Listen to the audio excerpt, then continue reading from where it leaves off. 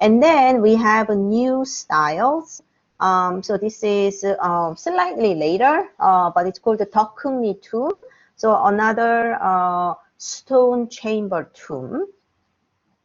And this one looks like you come in through here. Hold on, here's my pen. You are coming in. Coming in through here. So this is antechamber, and then you go to the main chamber. So the owner is again depicted in the main chamber here.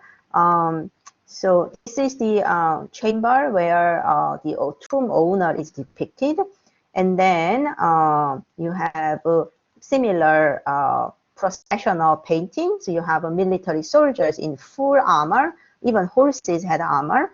And then other ministers. So they are probably regional governors. And then these are depictions of the sky. And then, so I'm going to just to repeat this. So, but in terms of a pictorial style, the tomb of deoheungri is not as elaborate as the tomb of Anna that we just saw. It's we assume that it will be the same style, like a jacket and then pants ensemble. But then the ministers or the owner himself probably had a long robe, and then he had his top hat, which is a little bit more rigid and structured than more like a cotton hat or a lesser type of shapes. And he has, like a waistband made of different colors. So that will be the main component of it. Arms and armor is usually depicted with great care because it's very expensive. And these are depiction of supposedly ordinary women and men. Especially this man is a sort of a shepherd. Not a sheep, it's more like a cowboy in a way, right? Cowboy. And then this is the daughter from the heaven, but she is a lover to this man. So men's wear and women's wear, but we cannot really trust every single depiction of this painting, because when you consider painting as sources of your clothing reconstruction, you also have to think about the pictorial conventions. In ancient times, the role of artists is to follow the conventions well established his own time or before his time, so that they usually repeat what was given to them instead of observing the contemporary people's lives in person. So that's something that you should be careful. But again, idea is similar.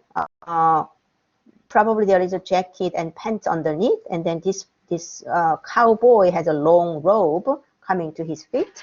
And then the weaving maid, her name is weaving maid, called Jinyo. She has outer garment, right? There is a skirt and jacket, but then there is also a overcoat or nice robe. But here, what I want to explain about Jinyo is the name. So weaving was a very important skill. And how do we know this? Because here it says there was a legend. So the heavenly king had a daughter called Jinyo, but that's literally meaning weaving maid, who was very good at weaving beautiful clothes. One day, she looked out of the window while weaving.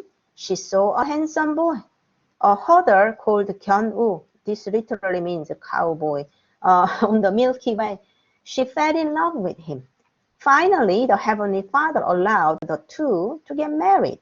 Afterward, Jinyo did not want to weave clothes. This is important. She abandoned her duty.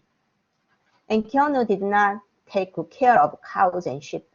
The Heavenly King grew angry.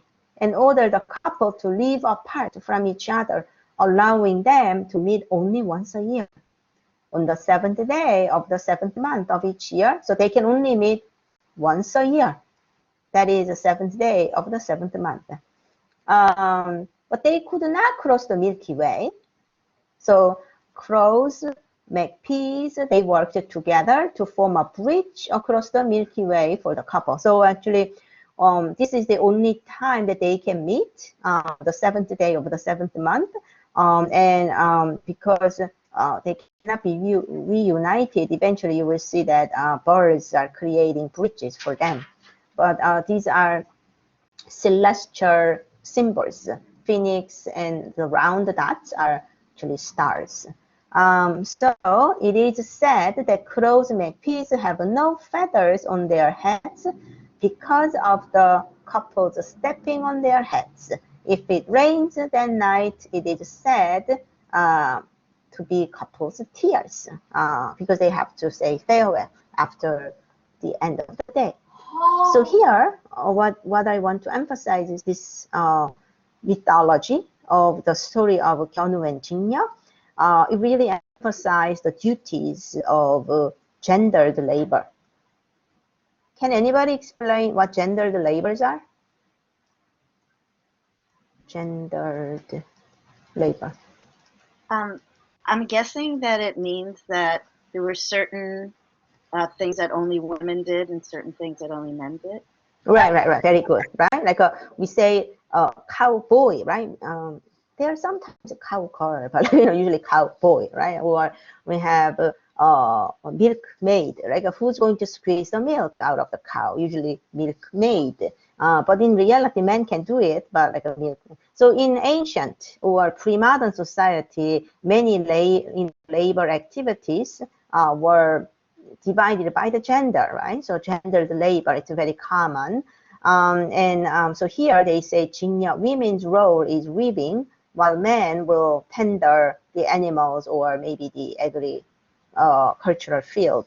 And here is the warning. So if you are lazy about your duty of weaving clothes, what will happen? People will be impoverished, right? Because you don't have any clothes. And here also the weaving, the technique is given to heavenly king's daughter. So that means weaving is a rather exclusive technique. Weaving is a precious technique, probably associated with either a high rank or a special group of people. It's a mythological folk story that is known from the 13th century written record. That's how we know this story. But if we found that that story was depicted as a wall painting as early as the 5th century CE, means this story was well known among general population from the Three Kingdoms period. Weaving was a very important technique.